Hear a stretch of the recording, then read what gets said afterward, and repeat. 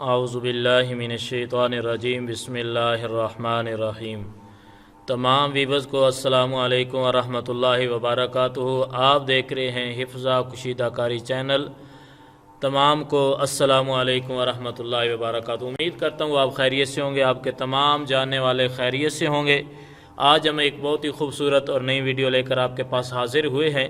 آج کی ویڈیو میں ہم آپ کو حضور غوث اعظم الشیخ سید عبد القادر جیلانی علیہ الرحمہ، آپ کے والد اور آپ کی والدہ، ان کی شادی کیسی ہوئی اور ان کا رشتہ آپس میں طے کیسے ہوا، یہ آپ کے سامنے بیان کرنے والے ہیں۔ آپ آئیے اس کو سماعت کیجئے، اس امید کے ساتھ کہ آپ اس ویڈیو کو اینڈ تک دیکھیں تاکہ ہر بات ہر جملہ آپ تک پہنچ سکے۔ اگر ہمارے چینل پر آپ نئے ہیں تو جلد از جلد ہمارے چینل کو سبسکرائب کر لیں اور ساتھ بیل آئیکن کے بٹن کو کلک کر دیں۔ آگے دوستو یاروں میں سے شیئر بھی کر دیجئے گا اور اپنے دوستو یاروں میں اسے شیئر کر کے ساتھ بیل آئیکن کے بٹن کو کلک کر دیں تاکہ ہر آنے والی ویڈیو آپ کے پاس بر وقت پہنچ سکے۔ تو آئیے آپ ویڈیو کی طرف چلتے ہیں۔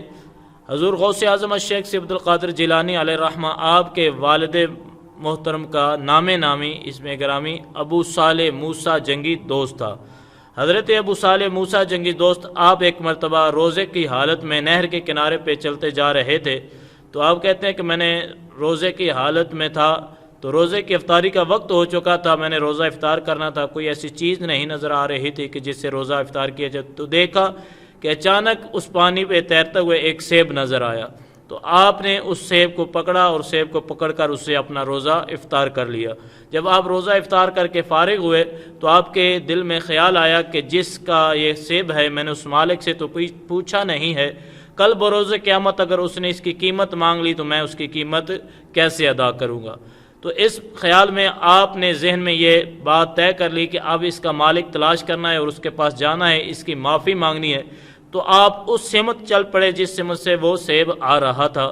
چلتے چلتے آپ نے دیکھا کہ ایک جگہ سیبوں کا باغ ہے، تو وہاں سے کچھ شاخیں جو ہیں، جو ٹہنیاں ہیں، وہ اس پانی میں لٹکی ہوئی ہیں۔ تو آپ نے ذہن میں یہ بات ذہن کر لی کہ یہ سیب اسی باغ کا ہے۔ اب اس باغ کے مالک کو تلاش کیا، باغ کے مالک کو تلاش کرنے کے بعد اس کے دروازے پر گئے اور اس کا دروازہ کھڑکایا۔ ایک بزرگ باہر تشریف لے کر آئے، انہوں نے پوچھا بیٹا کیا کام ہے؟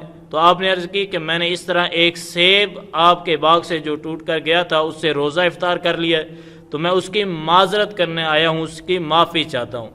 تو وہ بزرگ بھی سمجھ گئے کہ بہت اچھا کوئی شخص ہے جس نے ایک نہر سے پکڑ کر سیب کھایا تھا، اب اس کی معافی مانگنے کے لیے اگر آیا ہے تو یہ بہت ہی نیک سیرت شخص ہے۔ تو اس شخص نے کہا ٹھیک ہے معافی تو مل سکتی ہے لیکن اس کی شرطیں دو ہے۔ آپ نے کہا حکم کرو، میں ماننے کے لیے تیار ہوں۔ تو پہلی شرط جو آپ کے متعلق جو کتابوں میں ذکر ہے وہ یہ ہے کہ ان بزرگوں نے کہا کہ اس باغ کی 12 سال تک آپ نے رکھوالی کرنی ہے، اس میں آپ نے مزدوری کرنی ہے۔ 12 سال مزدوری کرنے کے بعد اس کے بعد دوسری شرط بتائی جائے گی۔ حضور غوث اعظم رحمۃ اللہ تعالی کے والد ابو صالح موسیٰ جنگی دوست کہتے ہیں کہ میں نے اس باغ کی 12 سال مزدوری کی، اس کی رکھوالی کی، دیکھ بھال کی۔ 12 سال کا عرصہ جب گزر گیا تو میں ان بزرگوں کے پاس گیا کہ بزرگوں اب میں یہ معذرت جو میں نے آپ سے کی تھی معافی کے حوالے سے، تو وہ عرصہ گزر چکا ہے، آپ کی پہلی شرط پوری ہو چکی ہے، آپ دوسری شرط بتائیں اور میں آپ سے اجازت لے کر جانا چاہتا ہوں۔ تو بزرگوں نے کہا ٹھیک، آپ دوسری شرط سن لیجئے، میری ایک بیٹی ہے جو زبان سے بول نہیں سکتی، کانوں سے کوئی بات سن نہیں سکتی، ہاتھ سے اس نے کوئی چیز پکڑ نہیں سکتی، تو قدموں سے چل نہیں سکتی، اس کے ساتھ آپ کو شادی کرنی ہوگی۔ تو حضور غوث اعظم کے والد گرامی ابو صالح موسیٰ جنگی دوست کہتے ہیں کہ میں نے حامی بھر لی، میں نے کہا ٹھیک ہے میں آپ کی یہ بھی شرط قبول کرتا ہوں۔ تو جب نکاح ہوا، ابو صالح موسیٰ جنگی دوست کہتے ہیں کہ جب میرے سسر جان نے حکم کیا کہ جاؤ وہ کمرہ ہے آپ کی دلہن کا اس میں چلے جاؤ، تو کہتے ہیں جب میں اس کمرے میں گیا تو میں نے دیکھا کیا کہ ایک بہت ہی حسین و جمیل لڑکی اس میں موجود ہے جو اپنی آنکھوں سے دیکھ بھی رہی ہے، جو اپنے ہاتھ بھی ہلا رہی ہے۔ کہتے میں فوراً پلٹ کے واپس آ گیا کہ پہلے 12 سال کا عرصہ گزارا ہے رکھوالی میں، اب پھر نہ کوئی ایسا مسئلہ بن جائے۔ تو دوڑ کے کہتے واپس آیا، سامنے سسر جان کھڑے تھے، انہوں نے پوچھا بیٹا کیا ماجرا ہے، کیوں واپس پلٹ کے آ گئے ہو؟ تو کہتے ہیں اتنی دیر میں اندر سے بھی آواز آ رہی تھی، وہ لڑکی کہہ رہی تھی کہ آپ پلٹ کر نہ جائیں، آپ میرے سر کے تاج ہیں، آپ میرے شوہر ہیں، میں آپ کی بیوی ہوں، آ جائیں۔ کہتے ہیں مجھے یہ بھی پک ہو گیا کہ وہ بول بھی سکتی ہے اور اس نے اگر مجھے بلایا ہے تو پھر وہ سن بھی سکتی ہے۔ تو آپ نے اپنے سسر جان سے عرض کی کہ میں غلط کمرے میں چلا گیا ہوں، آپ سے معافی چاہتا ہوں، وہ کمرہ اور ہے جو آپ نے لڑکی کے بارے میں بتایا تھا، یہ وہ لڑکی اس کمرے میں نہیں ہے۔ تو آپ کے سسر جان نے کہا کیا ہے؟ کہنے لگے کہ وہ بول بھی سکتی ہے، وہ دیکھ بھی سکتی ہے، وہ ہاتھ بھی ہلا سکتی ہے، وہ چل بھی سکتی ہے، اس کے تو سارے اعضاء بالکل درست ہیں۔ تو آپ نے اس کی تفصیل میں پھر آپ کے سسر جان نے بتایا، جن کا نامی اس میں گرامی عبداللہ سومی رحمۃ اللہ تعالی علیہ۔ آپ نے فرمایا کہ بیٹا سنو، وہ لڑکی جو اس کے بارے میں نے آپ کو یہ بتایا کہ وہ اندھی ہے، اس نے آج تک کسی نابالغ لڑکے مرد کو نہیں دیکھا ہے اپنی نگاہ سے، یعنی کہ کسی غیر محرم کو اپنی نگاہ سے اس نے نہیں دیکھا ہے۔ اور بہری اس لیے میں نے بتایا ہے کہ آج تک اس کی آواز کسی غیر محرم نے نہیں سنی ہے۔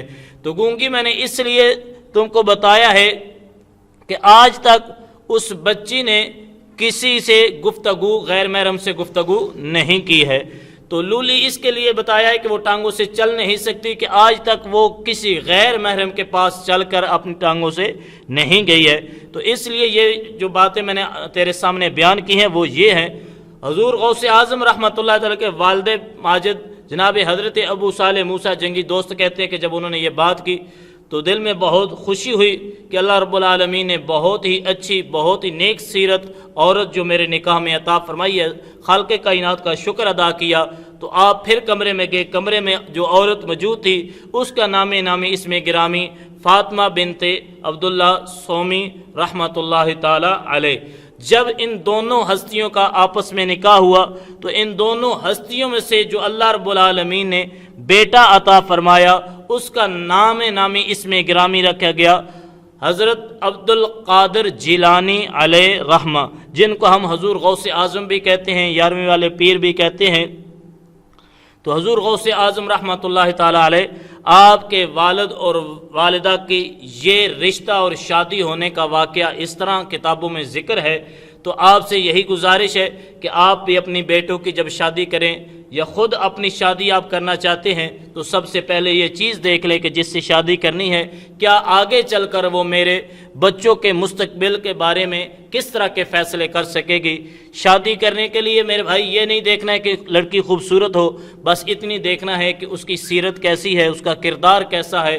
پیارے آقا علیہ الصلوۃ والسلام کا یہاں پر فرمان بھی ایک آپ کے سامنے بیان کرنا چاہتا ہوں۔ پیارے آقا علیہ الصلوۃ والسلام نے ارشاد فرمایا کہ باپ پر یہ بات لازم ہے، اس کی اولاد کا باپ پہ حق ہے کہ باپ سب سے پہلے جو اپنی اولاد کے لیے ماں چن رہا ہے، یعنی جو جس سے وہ شادی کرنا چاہتا ہے وہ عورت اچھی ہونی چاہیے۔ اگر وہ عورت اچھی ہوگی اس سے اولاد اچھی ہوگی اور اولاد اپنے ماں باپ کی فرما بردار بن جائے گی۔ تو آپ نے یہ واقعہ سماعت فرمایا کہ حضور غوث اعظم رحمۃ اللہ تعالی علیہ کے والد ماجد اور آپ کی والدہ محترمہ، ان کا رشتہ کیسے ہوا، پھر شادی کیسے ہوئی اور کس طرح پھر آگے ان کی زندگی بسر ہوئی۔ تو اسی امید کے ساتھ کہ آپ خیریت سے ہیں رہیں اور آپ بھی اس پہ ضرور عمل کیجئے گا۔ اللہ رب العالمین آپ کے ہر دکھ مصیبت دور فرمائے، آمین یا رب العالمین۔ السلام علیکم ورحمۃ اللہ۔